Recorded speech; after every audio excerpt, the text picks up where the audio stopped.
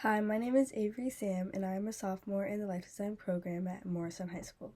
At first, I took this class because it was a requirement for the STEM Academy, and I wanted it to fill all my requirements so I had more opportunities to take the electives I wanted to. In the beginning, I thought this class was going to be super easy and not something I really need to care about or worry about.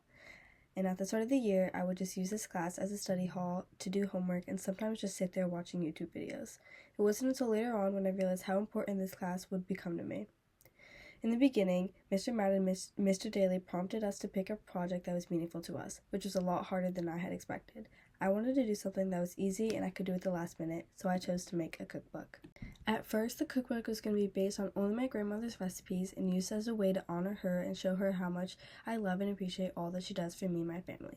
But after a little bit, I realized that with her age, it was really hard for her to remember all of the recipes, so I turned to my aunt for some extra help. And I had also asked some people at my church for some more recipes and any tips and tricks that they use when they're cooking.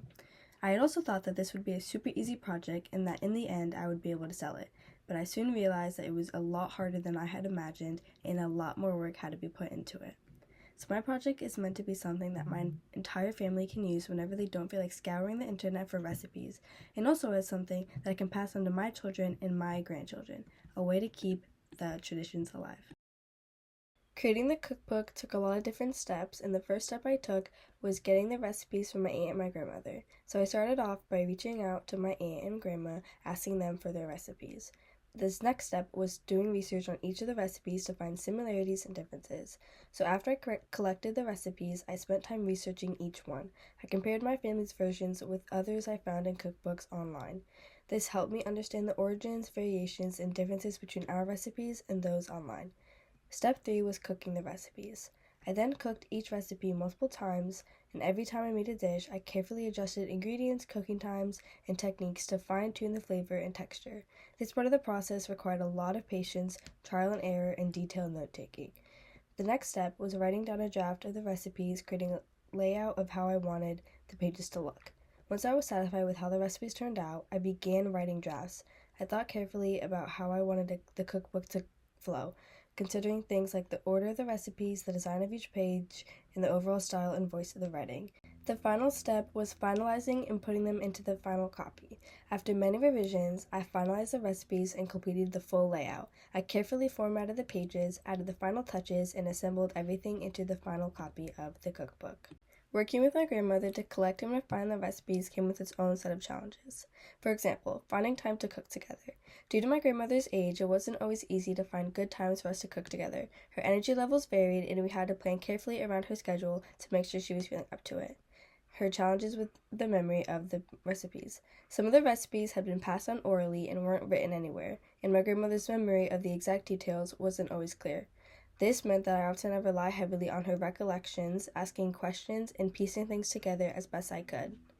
Other examples are the complex and time-consuming recipes. Many of the traditional recipes we were working with were incredibly complex and time-consuming. Some dishes required many steps over several days, with intricate processes that I had never encountered before.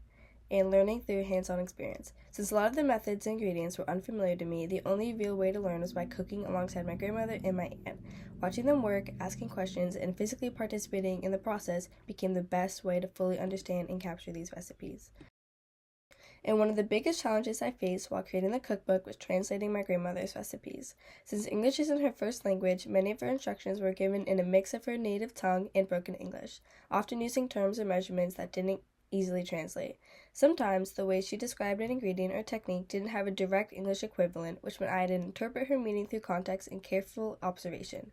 It was a slow, sometimes frustrating process, but it was also incredibly rewarding, helping me preserve the authenticity of her cooking. Throughout the process of creating the cookbook, one of the most important skills I developed was time management. At the start of the project, I underestimated how long everything would take, from gathering recipes, cooking, translating, writing, and finalizing the design. It quickly became clear that trying to cram everything into a short period just wasn't possible without creating a lot of unnecessary stress. Over time, I had to learn how to plan more effectively by breaking the work into smaller, manageable tasks, setting realistic deadlines for each step, and making steady progress day by day. This wasn't an instant change, but through trial, error, and reflection, I became much better at organizing my time and staying on schedule. And in the beginning, I struggled heavily with procrastination. I kept putting off parts of the project, telling myself I had plenty of time. However, as the deadline approached, I realized I had a mountain of work left to do and not nearly enough time to do it. This led to a lot of rushing in the final stages, which was stressful and disappointing because I knew the project could have been even better if I had paced myself from the beginning. The experience was hard, but an important lesson. Procrastination didn't just hurt my work quality, it also made the entire experience much more stressful than it needed to be. The lessons I learned about managing time and avoiding procrastination didn't just apply to the cookbook, they also carried over into the rest of my schoolwork.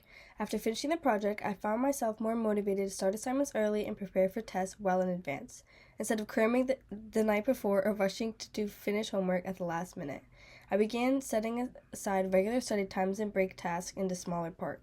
This new approach not only improved the quality of my work, but also made me feel much more confident and less anxious during busy school weeks. Beyond the technical skills, working on the cookbook gave me something even more valuable, a deeper connection to my family's history. As I spent time with my grandmother and aunt, they shared stories that went far beyond the recipes. I learned about the traditions, hardships, and celebrations that shaped their lives, and how food was often at the center of family gatherings and important moments. In conclusion, creating this cookbook taught me valuable lessons about time management, overcoming procrastination, and the importance of perseverance. Along the way, I gained a deeper understanding of my family's history and the sacrifices my grandmother made for future generations. This project became not just a collection of recipes, but a way to honor my family's traditions and keep their stories alive. Thank you.